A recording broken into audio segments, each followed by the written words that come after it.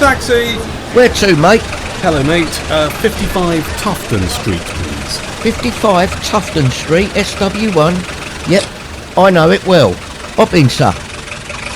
This is A Nation of Taxpayers, a weekly podcast from the Taxpayers Alliance. It's another episode of A Nation of Taxpayers. It's the podcast from the Taxpayers Alliance. I'm your host, Duncan Barks, and this is the podcast that is the antidote to all of those centrist podcasts out there on the political podcast landscape. You know, the ones that sound remarkably patronising and somewhat pious.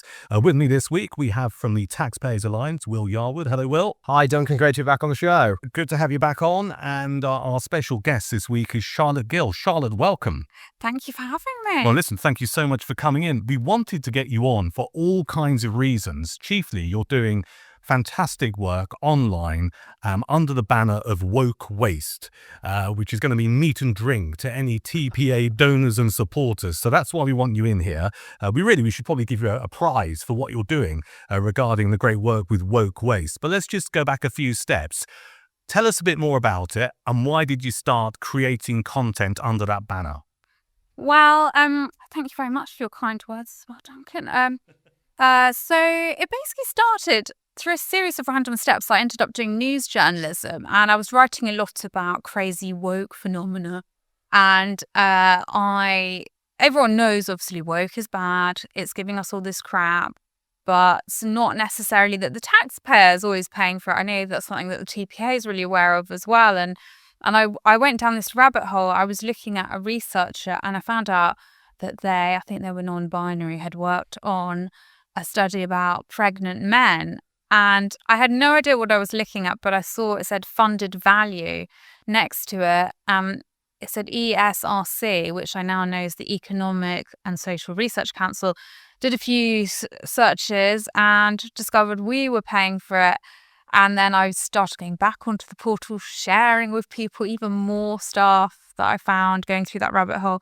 And people were so interested. I thought, I've got to do, this is in the public interest. I've got to do more. So that then, therefore, woke waste was born. What I like about it is, and you're talking to quite an old man here compared to you young... Don't sell yourself so short, Duncan. Thrusting young'uns. But it's good old-fashioned journalism. That's what you're doing. You're looking at something and you're asking the questions that in the old days, people like I would be asking and still like to ask, to actually find out the key thing, which is, well, hang on, how did this come about? But more importantly, who is funding this? And the old adage in journalism is, and still remains, follow the money. So what I'm interested in is you're asking the right questions, finding out, one, who's behind it, and two, who's forking out for it, and rightly bringing it to the public's attention, because without your work, people wouldn't know. Yeah, it's absolutely bonkers. I mean, just the amount of our taxpayer money. Well, we're told that we've had austerity 14 years. All we ever hear in the news is about austerity. And then when you look at this, you're like, we've actually had the complete opposite. And it's almost, I mean, I've got a whole list of me of the stuff that we've spent money on. And it's people, when I've talked about it elsewhere on podcasts, they've said in the comments they've stopped watching because they feel sick.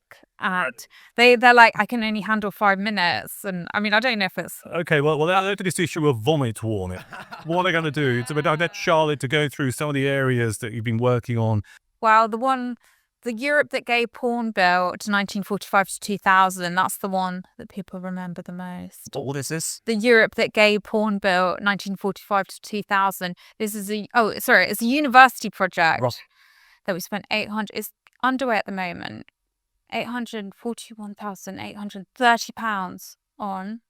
It always makes me laugh when it's like £830 or like, just why that random, I don't know. Yeah, it's not a round number, is it? They're never round numbers.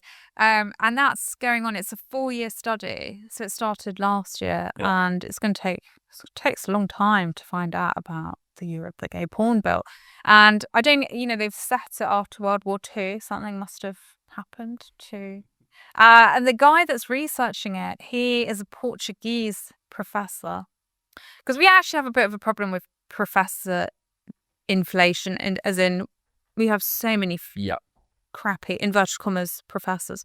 But he's Portuguese and he's in Sweden, because obviously this is about European gay porn. Yeah. But I'm like, why but unfortunately, he's one of many examples of people abroad that we're funding to do their cutting-edge research. Right, let me just try and strip this down a little bit. Tell me if I've got this wrong. So how long is this study? 4 years, did you say? 4 years. 4 years. So some bloke is being paid taxpayers' money Yeah. to sit around watching Yeah. gay porn DVDs. Have I got that right? I don't really know what this 4-year research comprises of. I've seen some of his other, because he's this chap. So just to add the caveat that another man is also working on this study who has a history of researching gay porn as well. And but this professor that's Portuguese and lives in Sweden, he also got a taxpayer funded grant to look at gay inverted commas pig end of inverted commas masculinities. Right. And this is apparently, according to his abstract on the taxpayer-funded government portal, there's a sort of fetish about gay men acting as pigs. And so he sought to understand this with taxpayer money. Well, I've got to say this episode is fast becoming a learning curve for me. But go through a few more examples. Then I want to kind of like look at how you uncover this stuff. So what else is on your list? So there's lots of decolonizing studies. I know that the TPA also did one on Robert Louis Stevenson. Yeah, Robert Louis Stevenson. Yeah. Yeah, so there's loads like that. There's decolonizing the page, the visual politics and poetics of post-colonial Arabic publications, 200,000. There's one on decolonial ecologies in 21st century insular Hispanic Caribbean film, £200,000 as well. This one's quite funny because it's decolonizing the museum, digital repatriation of the Gain de Lou collection from the UK to India. So it's like digital repatriations. I've got a question. How do these things get through? I mean, do you have any understanding of the process behind getting these rubber stamped and the funding being made available? Because we wouldn't know anything about them if it wasn't down to the work that you've been doing to uncover some of this. What is there a process in place? Is it all happening behind closed doors?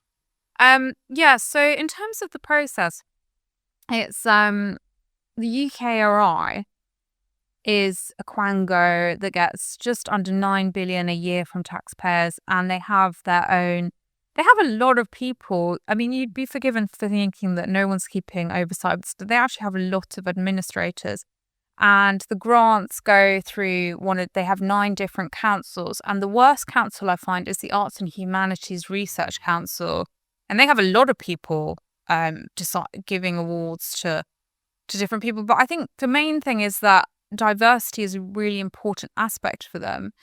And so if the study says things like gay porn, that's like tick. If it's like queer, tick, whatever. But also they're really interested in the identity of researchers to fill certain quotas. So that sort of everything's filtered through the prism of, are you going to help us with our diversity sort of thing. But I also think, and I have to be careful because I haven't got concrete proof, but people often say that the process of peer review, everyone knows each other in those systems in the universities, and it's kind of self-perpetuating some of the selection process. I suspect it is quite a small community who do know each other. You're absolutely right. Will, what are your thoughts on this and what you've heard so far? Yeah, no, Charlotte's completely right on a lot of this. And Charlotte's talked a little bit before about how sort of taxpayers' cash is sort of the oxygen of woke, so to speak. And I completely agree with that. But something that I remember we talked about with Henry Newman just a few weeks ago is this sort of equality, diversity, and inclusion stuff is not just prevalent in the public sector, but prevalent in the private sector, meaning it's sort of a cultural hegemon at the moment. So in reality, while I think certainly these groups and these university fees obviously need to be defunded, I think also you actually have to look at the universities themselves and actually start thinking about how a lot of the universities in this country simply do not provide value for money for students or indeed the taxpayer, and actually a lot of them just need to be closed down and defunded as well, which actually a lot of these courses a lot of these research grants will be given to pretty unknown, pretty irrelevant academics and professors in universities, which in all reality don't produce much research that's actually worthwhile to the overall. If it was on science and technology and engineering and maths, you might understand actually a bit of taxpayers' cash going towards, new cancer research or new AI discoveries would make sense. But this type of money, this is just completely and utterly egregious. And most of the people who are researching it, frankly, not only don't deserve to be academics, but don't deserve to be, enjoying taxpayers' cash in regards to their money, in regards to the pensions that they'll get. As we know, gold-plated pensions are very nice in the public sector. And I think, any government, not like this government's going to do it, but when governments in the past have talked about needing to reform the university education system, one of the things they need to be bold to do is to say, actually, we've had a look at all these grants, we've had a look at all these courses, they're not providing value for money, kids are coming out with useless degrees, kids are coming out with studying useless courses which just reinforce whatever's the cultural hegemon at the time, and quite frankly, a lot of them just need to be defunded, quite frankly, which includes a lot of the ex-polytechnic universities, really, because actually I think that's where a lot of the rot is. Obviously, Oxford and Cambridge have a lot of rot in them as well, but in order to try and stamp some of this out, I think a more radical approach to university reform, which would just be simply taking the money away from them, would be the best approach for that, dealing with that kind of stuff. I suppose the counter-argument, I'm just going to put it to you, Charlotte, because I think it's a really interesting debate, and this is not necessarily my view. The places of learning, universities, places of research, that is probably the right place to have some quite weird and wonderful research projects taking place. I think, number one, the problem is that we have austerity, so it just doesn't make sense. But I think in general, the crazy stuff is almost like the norm. It's like the default at universities, and the more serious stuff is becoming the fringe, the more hard sciences. And also, I do get a lot of people messaging me that want money for hard sciences, and they say thank you for doing this because I can't get grants. And, I get a lot of those sort of complaints coming through my inbox. So it's starting to create a real issue. That is really interesting in itself, isn't it? That your work is now reaching people who are frustrated because they want money to do, we'll use the term hard sciences, but actually they can't do it because, as it appears that you've uncovered, there is this bias towards some more extreme research projects that presumably that small community who decides where they put the funding, etc., actually believe they should be doing. Yeah, and I think it's interesting in itself that they're kind of scared when they message me. The thing I most get when I get messaged is, please don't say my name. Yeah. I get so many of those, and I think why, that brings you onto a secondary problem, because they're sort of being used, the universities, as incubators. It's a bit reminiscent of Maoism in a way. The education bubble being used to as a vessel to indoctrinate people through lots of these crazy degrees. Yeah, and also what you're doing is, and I'm going to use this word, and I've been ruminating whether or not it's the right word to use, but what you're doing is brave, because when you highlight projects maybe related to race or diversity or gay porn, and you're critical of them, or at least you're asking the question, which is, why are we spending vast amounts of money on this? Is it really necessary against the backdrop of austerity? You're brave to do that because we do live in a climate now where there'll be, well, hang on a second, Charlotte, you can't say that. You must be homophobic or you must be racist. And not everyone would have the backbone to do what you're doing. Yeah, well, I think the thing is that these studies, they give themselves culturally sensitive names, about homosexuality and things like that, because it is designed to trap people, trying to make it sound synonymous with trying to make criticizing the study that it's a waste of time sound as if it's synonymous with saying, I don't care about gay people, blah, blah, blah. It's a very clever tactic. But I just think it speaks for itself, the ridiculousness. They don't even make sense. The university sector's got used to getting away with this pseudo-scientific jargon. Part of the reason I actually know is because I did it, right? I did it at university. So I knew I was talking crap when I wrote in that way. And so now they try and act as if you don't understand because this is our expert language, to the taxpayer. But once you realize it's just utter crap, And once you just paste it, it's very hard for anyone to defend it. And also the other thing is when I got a lot of backlash at the beginning, but then I got messaged by a chap in Finland who'd done exactly the same thing over there.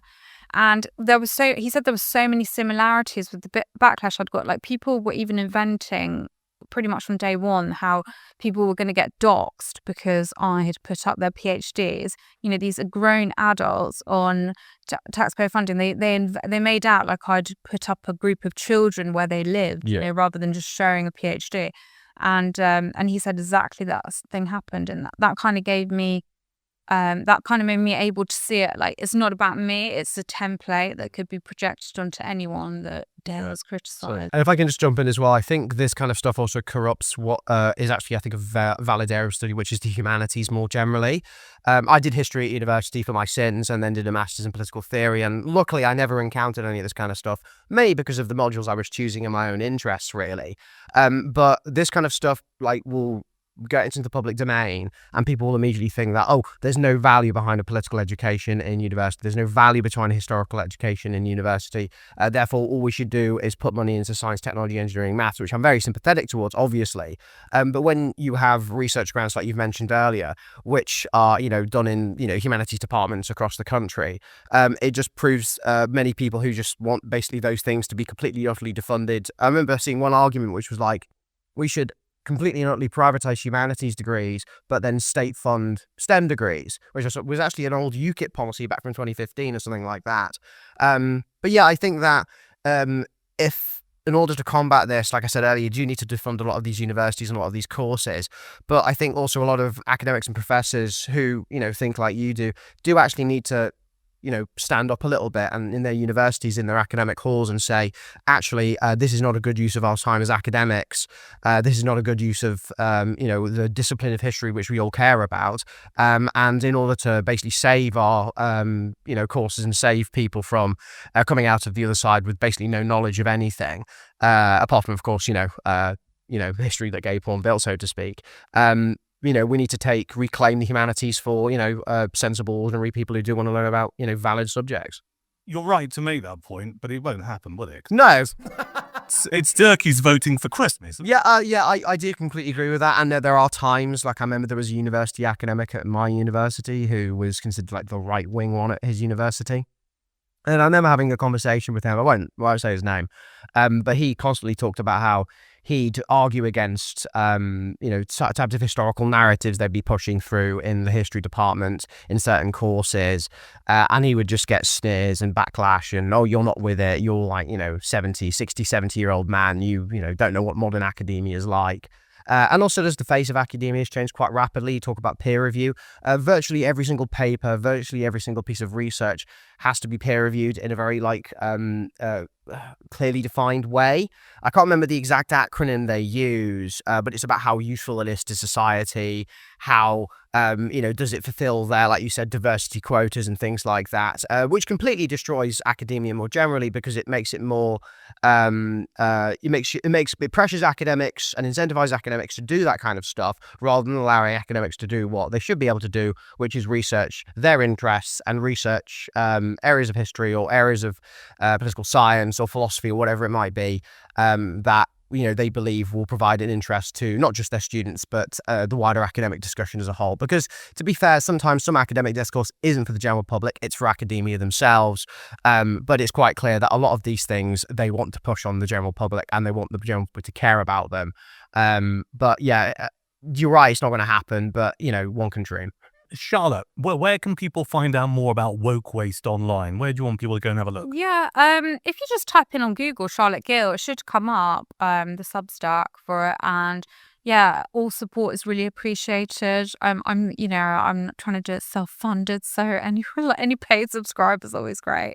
Well, you've got thousands of people listening to this podcast. So do you want to make a pitch as to why they should maybe chuck a few nuggets your way? Yeah, well, it is expanding. We're trying to do what they're doing in America with US. So I am working on, I'm teaming up with a few people to try and expand it into what sort of untangling, deblobifying the The blob, not lob. Blobbifying the blob. That's your slogan. They're contributing to a mission. Yeah. Good. Well, keep up the good work. And again, thank you for joining us on this particular episode of A Nation of Taxpayers, the podcast on the Taxpayers Alliance. What we do most weeks is go through some of the political stories knocking around just to have a bit of banter regarding some of the stuff making the headlines, as our current Labour government, only 5 months in, is doing remarkable things in terms of giving us plenty of things to chew over and talk about. So one of the stories that's been circulating this week is this idea that we have a record 2.8 million people off work through long-term sickness. This is following the pandemic. There was a bit of a surge, and they reckon the spending on sickness benefits is projected to top, you're going to be all right with this, Will, to top £100 billion. Bit of a shock, that, isn't it? By the end of the Parliament. Now, we've had various ministers go out and about in the last week to talk about, we've got these plans to beat long-term sickness, this idea that they're going to put NHS staff into communities and job centres. Do you think any of this is going to work, Will? No, of course not. I mean, obviously the government, the fact that they're focusing on this is obviously a good thing, but so did the last 14 years of Tory government, and they didn't really do much about it. I mean, the one thing I have seen, obviously, that figure is quite insane. Actually, £100 billion, that's close to the amount of interest we pay on our debt every single year, actually, about £102.2 billion. So that's another complete waste of money. But yeah, it's not going to happen. And actually, one of the problems is a lot of the sickness is to do with under 25s, actually. A lot of people my age who, are not in employment, not in apprenticeships, and are not in education. And a lot of them have gone to university and then just come out of university and then do nothing with it. Now, from a young person's perspective, I can obviously sympathise a little bit more with that perspective, because obviously it's harder to get on the job market, hard to get in the housing market. But I think, especially since post-COVID, there's been this sort of, how would I call it, sensitivity towards mental health, which I think is a little bit overblown. Not to obviously despair people who do have genuine mental health illnesses, but especially amongst young people, it's like everything is traumatic for them. Everything is depressing. Everything is too much to handle. And there's an element of oversensitivity to it, which I've seen, especially some of my own friends who are at university who would just snap at the tiniest thing going wrong with their life. But things go wrong in life all the time, and you have to get on with it. And just because maybe your life is not where you want it to be now, or maybe you get rejected from a job, doesn't mean you should just suddenly give up and go on the dole and have mental health sickness benefits. Part of me thinks, and they kind of go together really, a lot of the reason why young people might also feel depressed and anxious is because the job market and the economic situation is very depressing. There's, it's really hard to make it in this country. I mean, I'm 35 and I haven't got a house yet. Where's my house? And I think that is depressing people a lot. And I think there's an element of consciously quitting, or quiet quitting is where people are going into jobs and do have jobs, but basically they do the bare minimum and ultimately get fired, which is another. I mean, if you want to talk about productivity as well, that's why productivity is on the floor. A lot of people are going into the jobs and not really doing all that much. But yeah, the sickness thing, I actually don't think it's something that government themselves can overcome and actually deal with. It's something that has to happen on a cultural basis. And I think that, shoveling more money into mental health schemes, shoveling more money into an already broken healthcare system is not exactly going to be the silver bullet which the government may think it might be. So I think a cultural shift does need to happen amongst young people, which obviously is incredibly difficult because, again, you can't just click your fingers and say, we're all going to be fine now. But I do think COVID had a lot to say about this, and also social media, and also just generally the depressing state which young people now live in. But I even though I agree with all those things, I'm young, I'm dealing with it all, I've got a job. Plenty of my peers have also managed to get on the job ladder and do what they need to do in order to progress and get by. And actually, I think it's time for young people to sort of, even though I'm not one to usually bash on young people, sometimes it is actually time to, get a bit of a grip, actually, and stop and realise that you're actually costing so much money to the state that could be better invested elsewhere, making your life a lot better. Yeah, get a grip. Yeah, get a grip, basically. I feel like I'm softer and I'm 10 years older. And the oldest person in this room, I'm painfully aware of it. Get a grip. I'm actually thinking of Jordan Peterson's lobster during this discussion.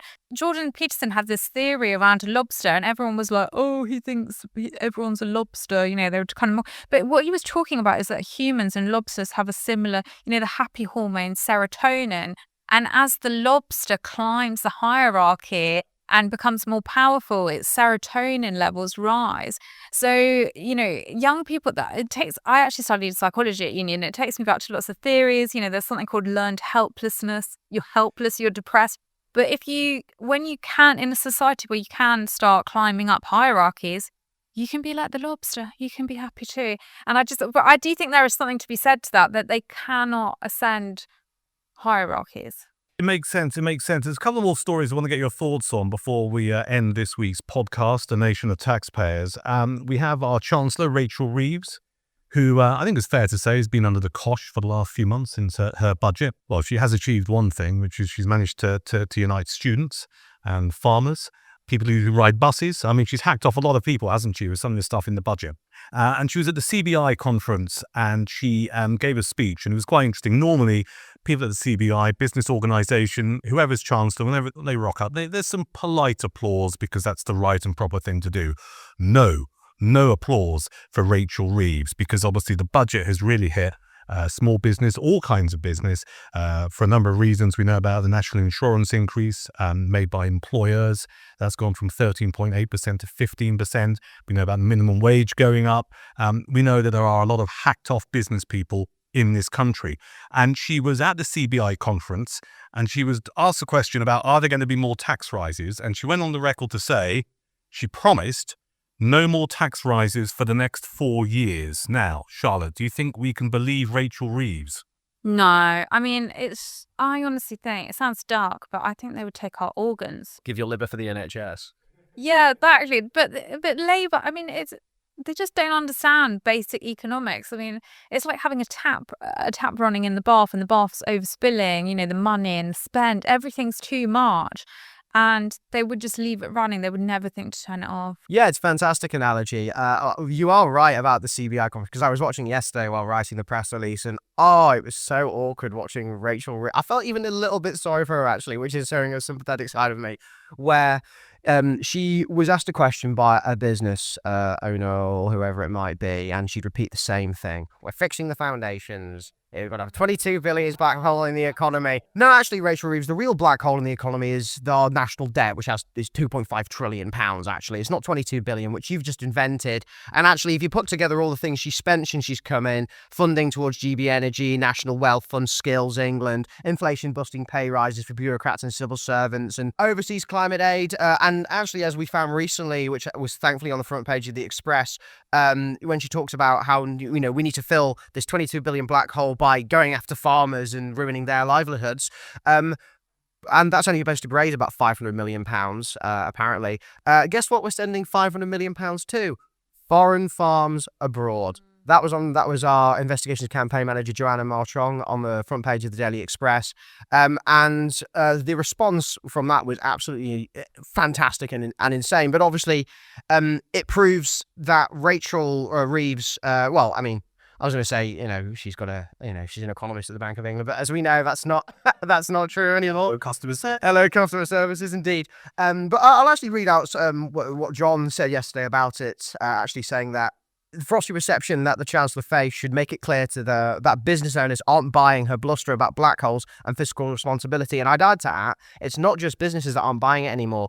The average Brit isn't buying it anymore. So this narrative that they created in order to try and soften the blow for the budget, which obviously they did as soon as they got into power, has completely and utterly evaporated. Businesses don't buy it, students don't buy it, farmers don't buy it, and the average Joe Bloggs doesn't buy it either. Yeah, and that John is John O'Connell, who's chief exec of the Taxpayers Alliance, for those of you who just need some clarification. So thank you for that. And that nicely leads us on to my last point about people not buying it, with the petition that was launched by a publican, a fed-up publican, saying we need a general election now. And, well, I don't know. Whenever you're listening to this podcast, chances are there's probably an additional 100,000 plus that have been added to it, or even another million, because this petition has been gaining momentum over the last several days. Last time I looked, it was nudging about 2.5 million, I think. Charlotte, what do you make of this? Would you put your name to it? Is it a stunt, or is it something that Keir Starmer needs to take note of, because there are a lot of fed up people about? Yeah, I did put my name to it, actually. Yeah, I was like, yeah, I will do it. But I mean, I don't think it's ever going to get through. And he said that it's not going to get through. But people were quite, when I say people, I guess I mean the general media, people were quite snobby about it, sort of like, guys, you're being idiots, this petition's nothing. But I felt, I mean, this is a really big problem. People feel desperate, and their channels to democracy are being increasingly whittled away. I mean, if you look at all the registered interest now, it just feels like we're answerable to random, Labour donors, basically. So people can laugh at it, but it just emphasises how desperate people are. I wrote a piece about it for the Daily Express during the week, and of course, you look at these petitions, right? It triggers a debate in Westminster Hall, doesn't it? And it has to have 100,000 before it gets considered.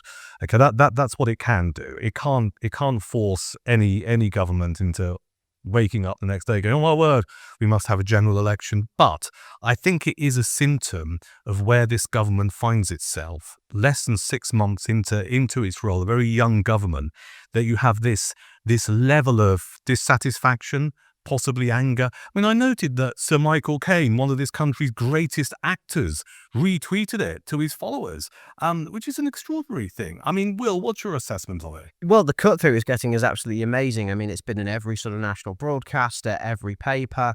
I'm not going to be snobby about it. I will be a sensibilist and say, obviously, these type of positions don't really change things. But to Charlotte's credit and other people's credit, they do actually admit that it's not about. Yeah. It's about sending a message, isn't it? It's not about the action. I think Starmer knows he's unpopular, but the issue is I don't think he has to care, because he's got the next 4 years no matter what, basically, unless inside Labour Party figures kick him out. But unlike the Tories, Labour don't tend to coup their own leaders. They tend to just let them leave at the end. So it does prove that there's a lot of discontent. And in order for them to actually turn this discontent round, they're going to have to either reverse some of the stuff they've done in the budget, which includes the employers' national insurance, includes the family farms tax, and also includes actually presenting a genuine plan for growth. One thing I get irritated from all the time from this government is, they talk about growth all the time. They talk about bringing back jobs. They talk about, getting better living standards for people. And all they've done since they've got into power is shove money into their mates in new quangos, shove money into the civil service, and then hammer small businesses, hammer farm owners, hammer ordinary people. And I think, okay, well, and then they wonder why they're unpopular, because they were elected to do a certain thing and they've done the exact opposite within about, like you said, 6 months. It's well documented. You get growth from the private sector, not from the public sector. If you want growth in the country, if you want to grow the economy, then you allow business, small enterprises, medium enterprises, big business to do what they do best. That's how you get growth. Listen, I've enjoyed this conversation. Thank you, Charlotte Gill. Listen, search for woke waste on Google or any other search engine. Find the Substack, sign up, and join us again on a future podcast episode, Charlotte. Yeah, thank you so much for having me. Marvellous. And Will, pleasure to have you as well. Great to see you as always, Duncan. We'll talk to you again soon. This has been the Taxpayers Alliance podcast called A Nation of Taxpayers. You can help us out and just spread the word about this very unique and special podcast compared to all of those other centrist dad podcasts that populate the political landscape. You can do a number of things. You can share this podcast to your friends if they're of a similar mindset. Also, you can follow and subscribe to this podcast as well, because that helps us play the algorithms and suggests and highlights this podcast to other people. So share this podcast with your mates, follow and subscribe on Spotify and Apple Podcasts. That'll be great. And you can also drop us an email and tell us what you'd like to hear, or maybe pick up on any of the points made on this particular episode. The email address is podcast@taxpayersalliance.com. That's podcast@taxpayersalliance.com. Thank you for listening.